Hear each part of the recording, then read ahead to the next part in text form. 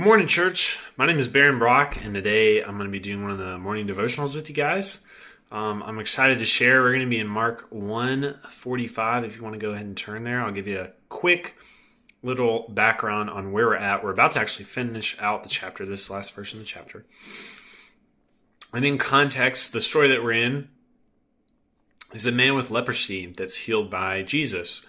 So Jesus, previously it says in this chapter, that he's moved with compassion, and he reaches out and actually touches this guy with leprosy, and he's miraculously healed.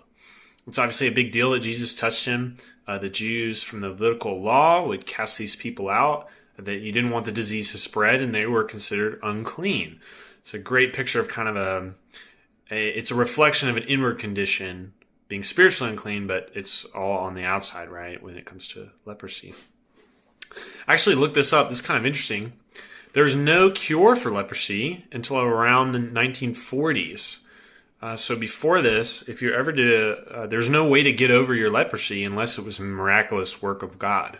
Interestingly, the Levitical law also had an example of that, where you would go to the priest, you would show yourself, and you would be proving out that you were clean. So it's very interesting that the Lord worked it that way. He kind of leaves a door open for him to be able to do a miraculous work if you had leprosy, right? So we're going to jump into the text, Mark 1:45. It says, "But he went out and began to proclaim it freely and to spread the news around to such an extent that Jesus could no longer publicly enter a city, but stayed out in unpopulated areas. And they were coming to him from everywhere." So let me break this down. First off, but he went out. Who's he? So this is the leper that's been healed by Jesus, okay? And it says, but he went out and began to proclaim it freely and to spread the news around. So he's proclaiming, hey, man, I'm healed, right? I'm not a leper anymore. And then it says, to such an extent that Jesus could no longer publicly enter a city, but stayed out in unpopulated areas. So the news is spreading so much that he can't even go into a big, populated city because so many people are gonna crowd around him. So he's kind of hanging out on the outskirts, not getting into the hustle and bustle of all these people trying to reach Jesus Christ. This is obviously a very awe-inspiring miracle. Again, there is no cure for leprosy, so it's complete proof that this was a miraculous work of God working through Christ to heal this man. And it ends out the chapter with this, and it says, and they were coming to him from everywhere. So loads of people are coming to see Jesus, probably wanting a miracle, wanting to hear his teaching, wondering if he is the Messiah, all kinds of reasons. Loads of people are wanting to see Jesus Christ, right? So if we look at this text, this guy's healed from leprosy. He goes out, he can't help himself, he has to tell people. And loads of people find out about this and they want to go see Jesus Christ. It's probably a little hard for us to relate on the magnitude of being healed from leprosy. I'm going to take a wild guess that most of the people watching this probably don't have leprosy. And it's something that, with that, it's probably a struggle for some of us to relate just how bad this disease truly is. To give you some context, this guy was completely cast out. He actually had no feeling. You don't feel pain when you have leprosy, and a lot of your body parts actually begin to kind of disgustingly rot off of your body. And so you would have had no communication, no interaction with any family members, any friends. He would have lived cast out from society, right? I mean, you could debate on how much he could actually feel, if even at all, right? If he'd ever experienced a lot of touching his fingers or things like that, as his body began to degrade from the disease.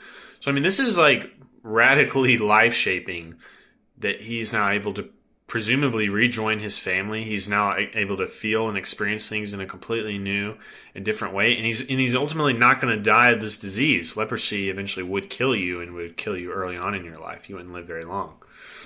And so this is a huge work that the Lord has done in his life. And I want to turn this on us because a lot of us probably can relate to that. We see that Jesus Christ moved with compassion, for God so loved the world, right? He sent his son, Jesus Christ. He came down to the earth. He became flesh. He He interacted with us, and he died on the cross and saved us from sin, of which leprosy is a oddly similar comparison. They're very similar. The Bible kind of compares them in similar ways throughout Scripture. And Christ has saved us radically from sin. I just want to touch on the magnitude of that. I know for me personally, sin cost me deeply in certain areas of my life, and sin will, in a spiritual sense, do the same thing that leprosy does on an outward sense. You'll eventually become completely numb to the sin that you're doing. You're doing it over and over and over again, and it's slowly killing you, right? Sin will kill you. 100 out of 100 people die, if you did not know that.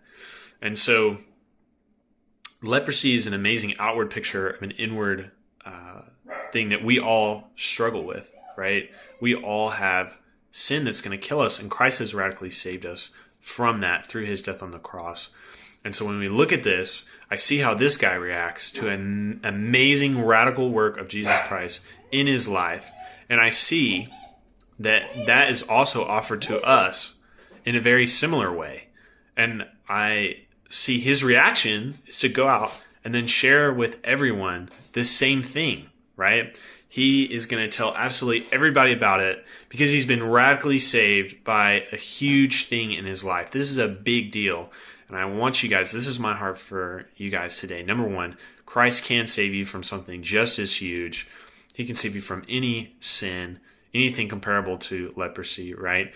And then your reaction, because you're so radically changed by Jesus Christ, is going to be to go and share with everyone you can, right? Because this is a huge deal that Christ has been able to do that work in our lives. So number one, he can save us from any sin.